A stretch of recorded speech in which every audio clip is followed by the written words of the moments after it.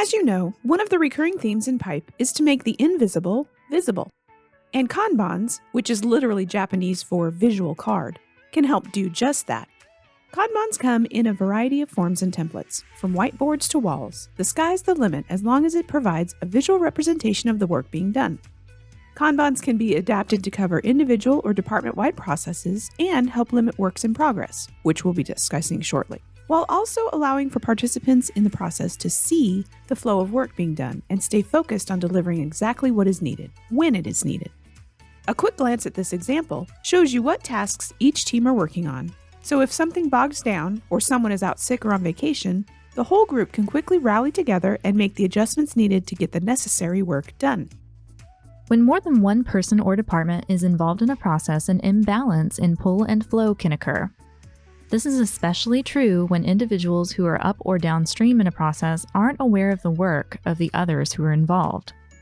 This is one of the reasons why it is critical to get all of the key players in a process together before trying to make improvements. Let's watch a short video clip that illustrates what happens when pull and flow are not aligned. If one piece of candy gets past you and into the packing room unwrapped, you're fired. Yes, ma'am. Let her roll!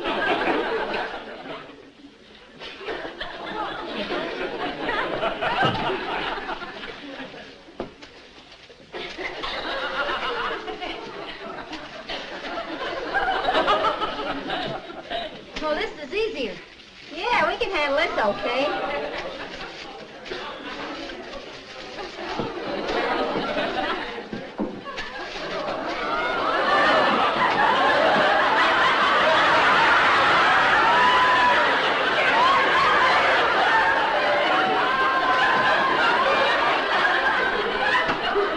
Listen, Ethel, I think we're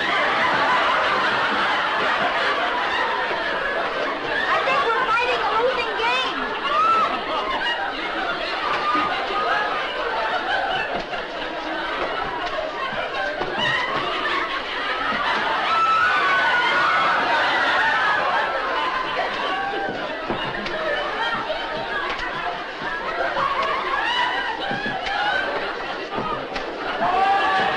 Here she comes.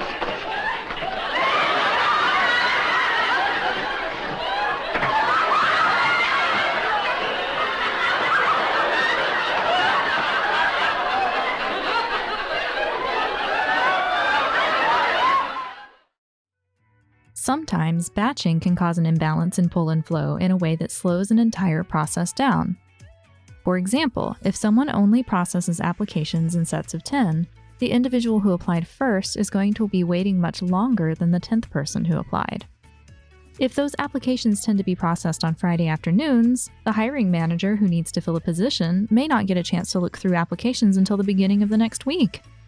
If the individuals involved in the hiring process adopted a one-piece flow or a single-piece flow to their process, the person screening applications would pass qualified candidates to the hiring manager as soon as those applications arrived, which could lead to scheduling interviews and hiring candidates much faster. This doesn't mean that batching is always a bad thing. There are times when it is more efficient to batch rather than handle each item individually. Our library is a 50,000 square foot building. We batch scanning books that have been returned, sort them onto a cart, and have efficient routes set up to shelve carts full of books so that they are reshelved in a timely manner. It would take more time to shelve everything if we returned each book to the shelf as soon as it was scanned in, although we would get tons of extra steps in for the day. Let's take a look at how the Department of Human Services in Denver streamlined pull and flow in their organization to provide faster assistance to their customers.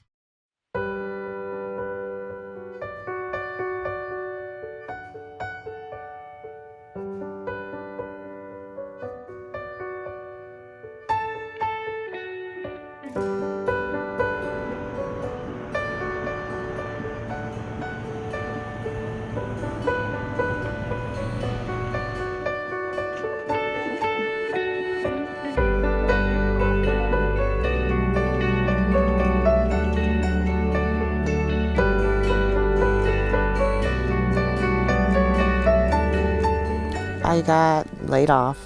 I had cancer, Didn't have any income coming in, and I went and applied for benefits. I thought there was going to be a process where you had to wait and show up a few times. I didn't know what the process was going to be like.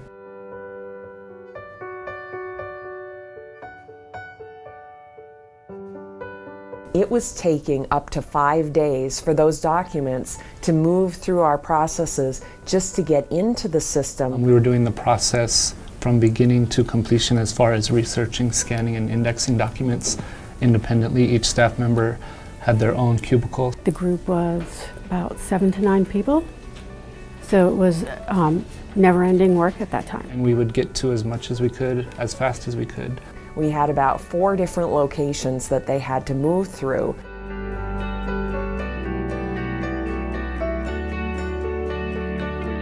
First it'd be, you didn't get my paperwork, okay, I'll wait a couple of days. Oh, you still haven't got my paperwork? Okay, I'm gonna wait 1 more day.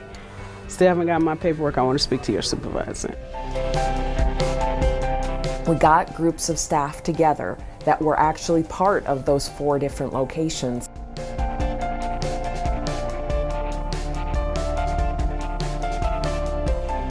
Our supervisors gave us pieces of paper, and we had to travel with that piece of paper. And so then we followed through the process of the mailroom, through the scanning, and back to our desks. With all the paperwork, my goodness. It was a mess. We started off saying what we actually do for the day. Then some of us started a list of where we personally thought there could be improvement. And then the next list was how we could implement those improvements. And then we just had like this merging of all those. And then it comes down to where the waste can be removed. They worked over the course of about 6 months and a series of rapid improvement events to figure out how to reduce that time. And they came up with what we call the flow cells. And it means bringing all of the different people together in one spot so that the work can move more smoothly through the process. Now, instead of 5 days, it's reduced down to 1 day on average, and oftentimes it's 1 hour. Those cells can process on a heavy month up to 70,000 documents.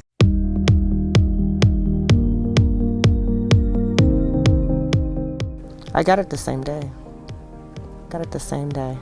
Yeah. To start seeing that we were able to see the paperwork right away, grateful. It's the people that make the difference. The people out here working day after day and being open to constant change. What I really like about Lean is that it really focuses on the people who do the work. Another way that pull and flow can get disrupted is when there are too many works in progress. In this illustration, the person who is downstream in the process can't finish assembling his widgets because he doesn't have enough green pieces. The person sending the components remains blissfully unaware and keeps sending more yellow pieces. The person upstream may be super productive, but that productivity is wasted if his coworker is unable to finish the process due to a lack of needed parts.